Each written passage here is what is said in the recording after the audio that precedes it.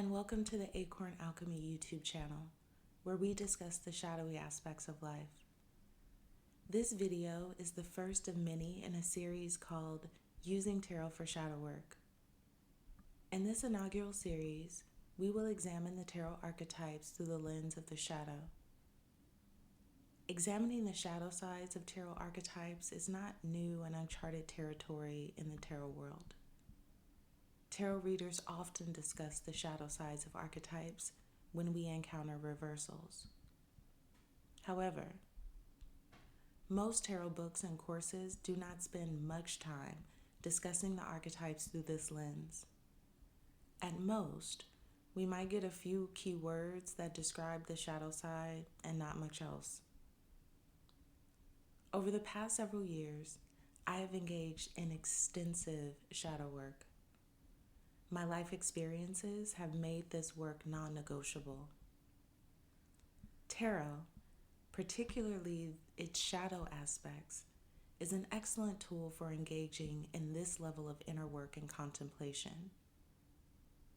Although I am still actively engaged in shadow work, I created this channel to share some of the things I have found helpful about using tarot in this way. I would also like to learn from your experiences. My hope is to build a community of support as we dive into the inner workings of our psyche.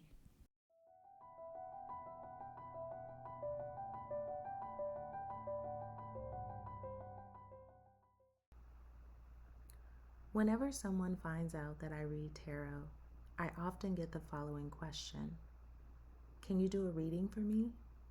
I want to know if I should take this job or stay in this relationship or move to another town or another country. To which I politely respond, no. I do not read tarot to predict what life experiences are in store for me or anyone else. I do not read tarot to guide my decision-making process. I do not read tarot to receive answers because I believe that all the answers I need will always come from within, according to divine will and timing. Instead, I use tarot to help me observe, understand, and integrate what is within me so that I only rely on myself and my intuitive guidance to make life choices. If I want to trust myself and my own intuition, I need to know who that self is. Who am I? Honestly, at my core, beyond the masks and projections, beyond the accolades, acquisitions, and accomplishments. If I truly want to trust my own intuition and guidance, I need to know through what lens I'm intuiting. And my goal is to get that lens to be as clear as possible in this lifetime, understanding that the lens will likely never be crystal clear. But for me, using tarot as a tool for shadow work has definitely helped to clear the fog.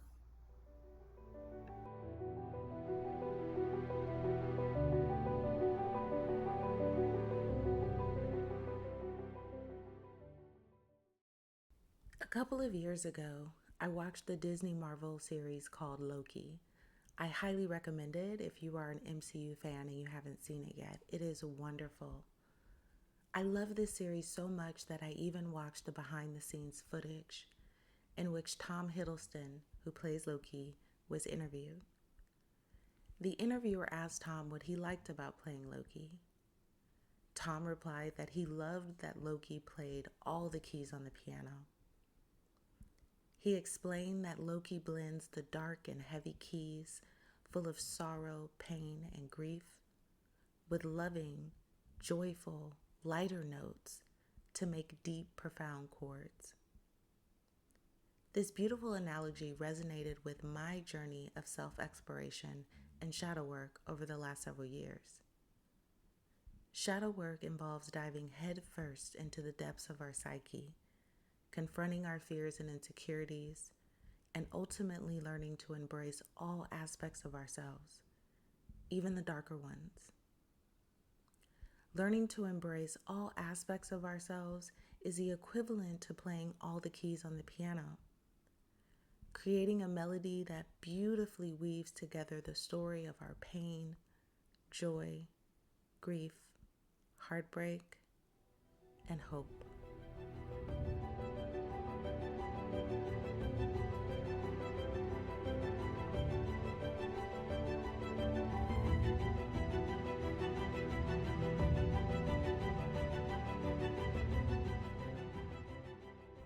There are certain parts of your body that you can't see without a mirror or another reflective tool.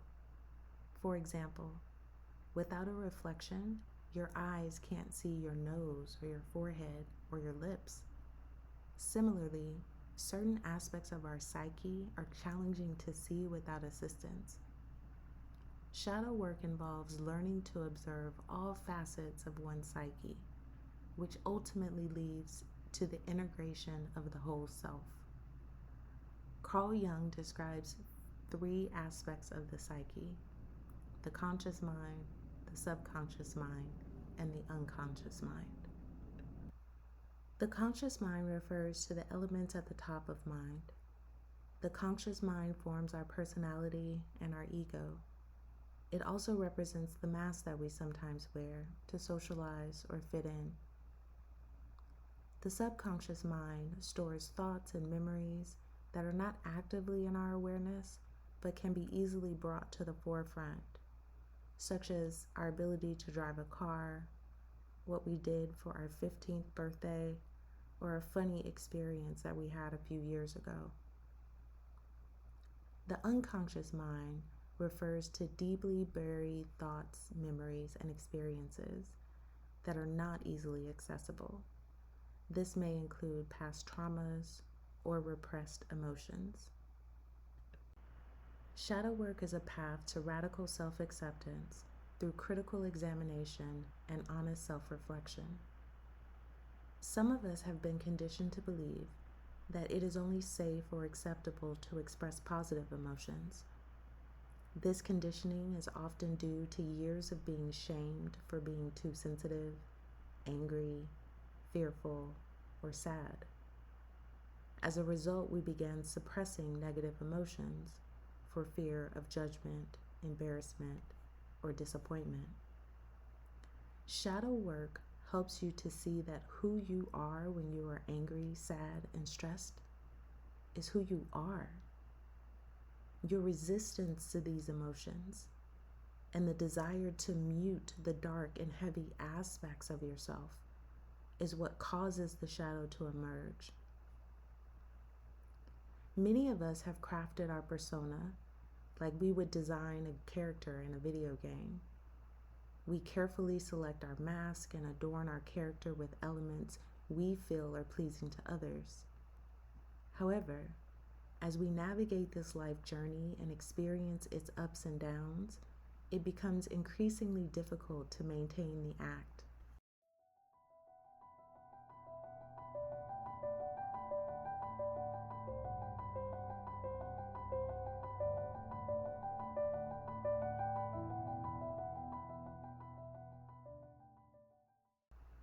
Over time, the character we created must exert more control over our daily life to preserve the facade. As the character becomes more dominant in our lives and we spend more and more time trying to maintain appearances, the needs and emotions of our true self are increasingly ignored. When the unconscious aspects of ourselves need attention yet are ignored, the shadow emerges to sound the alarm. The more you ignore the warning, the louder the alarm gets.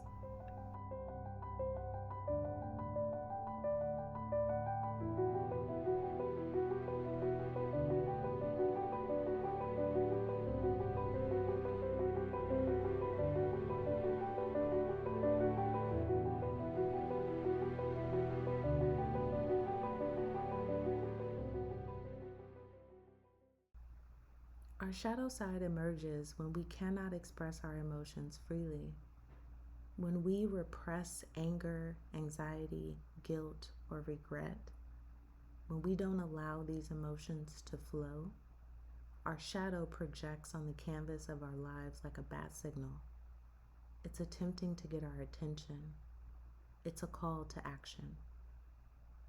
Facing our shadows and uncovering the unconscious element behind their appearance is essential to balancing the conscious and unconscious mind. We don't want to eliminate the unconscious aspects of the mind. The purpose of shadow work is to examine and integrate those aspects. The following video series will explain how I use tarot for shadow work and describe the shadowy aspects of each archetype of the major and minor arcana.